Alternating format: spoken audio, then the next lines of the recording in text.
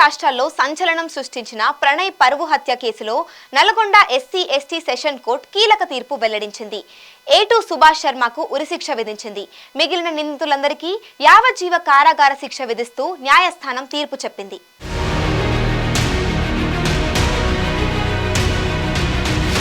అది 2018 సెప్టెంబర్ 14 ప్రణయ్ హత్యకు గురైన రోజు.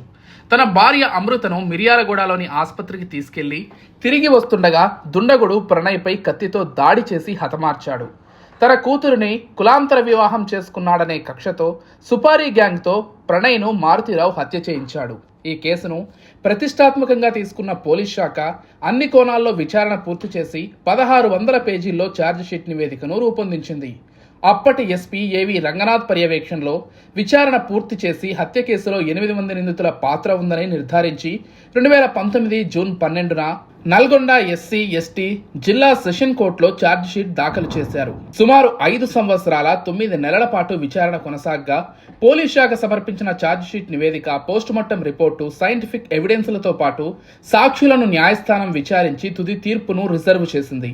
ప్రణయ్ హత్య కేసులో A1 మారుతిరావు, A2 బీహార్కు చెందిన సుభాష్ శర్మ, A3 అజ్గర్ అలీ, A4 అబ్దుల్ బారీ, A5 Karim, A6 Shravan Kumar, A7 Shiva, A8 Nizam నిందితులుగా పోలీసులు కోర్టుకు సమర్పించిన ఛార్జ్షీట్లో పేర్కొన్నారు. ప్రధాన నిందితుడు మారుతిరావు 2020లో బలవన్మరణానికి పాల్పడి ఆత్మహత్య చేసుకున్నాడు. ఆ కేసులో నిందితుల పాత్రపై సాక్ష్యాధారాలను పరిగణించి శిక్ష ఖరారు చేస్తూ న్యాయస్థానం వెల్లడించింది. మరోవైపు తన తండ్రి ఏ తప్పు చేయలేదని అమృత చిన్ననాన్న శ్రావణ్ కుమార్తె కోర్టు దగ్గర ఆవేదన వ్యక్తం చేసింది. అమృత వల్లే ఇదంతా జరిగిందని, తన తండ్రిని ఇరికించారని ఆరోపించింది. ప్రణయ్ హత్య కేసులో అమృత బాబాయ్ శ్రవణ్ కు కోర్టు జీవిత ఖైదు విధించింది.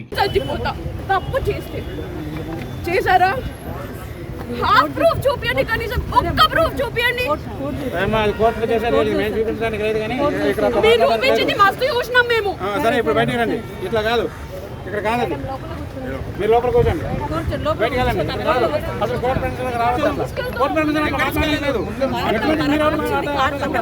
అట్లా మాట్లాడడానికి లేదు, అట్లా మాట్లాడడానికి లేదు. మీరు బయటకు వెళ్ళండి. ఎక్కడ ఉండడానికి అట్లా లేదు. మీరు బయట మాట్లాడండి. అది నువ్వు చెప్పేది కాదమ్మా, నువ్వు చెప్పేది కాదు, నువ్వు చెప్పేది కాదు. అది ఆగు,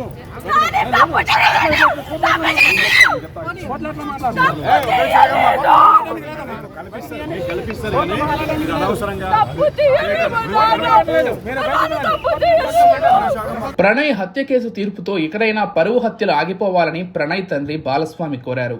ప్రణయ్ హత్య తర్వాత తాము చాలా కోల్పోయామని, జస్టిస్ ఫర్ ప్రణయ్ అంటూ 5 ఏళ్లుగా పోరాటం చేస్తున్నారని గుర్తు చేశారు. ఈ హత్య తర్వాత కూడా చాలా పరువు హత్యలు జరిగాయి. వారందరికీ ఈ తీర్పు కనువిప్పు కలగాలన్నారు.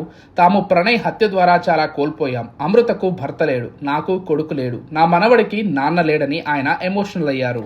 ప్రణయ్ కేసు విషయంలో నల్లగొండలో వచ్చినటువంటి తీర్పు ఏదైతే ఉందో ఆ తీర్పు ఒక నేరస్తులకు ఒక కనువిప్పు అనేది కలగాలి, కనువిప్పు కావాలి. ఎందుకంటే మా బాబు ప్రణయ్ హత్య జరిగినప్పుడు ఇదే చివరి హత్య జరగాలని చెప్పి జస్టిస్ ఫర్ ప్రణయ్ అని చెప్పి చాలా మేము పోరాటం చేశాము. కానీ ఆ హత్య తర్వాత కూడా చాలా హత్యలు జరగటం అనేది జరిగింది. అయితే ఈ హత్య తర్వాత జరిగినటువంటి హత్యలు చేసిన వాళ్ళకి కానివ్వండి, ఇంకా ఈ కులాన్ని పట్టుకొని వేలాడే వాళ్లకు, కుల దురంకార హత్యలు చేసే వాళ్లకు, తర్వాత కన్న కూతుర్లను చంపుకునే వాళ్లకు, కన్న కొడుకులను చంపుకునే వాళ్లకు, అవతలి వ్యక్తులను చంపే వాళ్లకు కులం పేరుతోని ఈ యొక్క తీర్పు అనేది కనువిప్పు కావాలని నేను కోరుకుంటున్నాను. వాస్తవంగా ఈ ఇన్సిడెంట్ తర్వాత మీ అందరికీ తెలుసు, చాలా లాస్ అయిపోయాం మేము. ఇప్పుడు మాకు కొడుకు లేకుండా పోయాడు, అమృతకి భర్త లేకుండా, తర్వాత నా మనవనికి తండ్రి లేకుండా పోయాడు. తర్వాత మారుతిరావు ఆయన అమృత ఫాదర్ ఆయన కూడా సూసైడ్ చేసుకున్నాడు. తర్వాత ఈ ఇందులో ఉన్నటువంటి 7 మందికి సుభాష్ శర్మకి ఉరిశిక్ష, తర్వాత మిగతా 6 మందికి జీవిత ఖైదు విధించడం అనేది జరిగింది. వారి కుటుంబాలు కూడా బాధపడుతూ ఉంటాయి. కాబట్టి ఎవరైతే ఈ సుపారీలు తీసుకొని హత్యలు చేసే వాళ్ళకి ఇది ఒక కనువిప్పు కావాలి.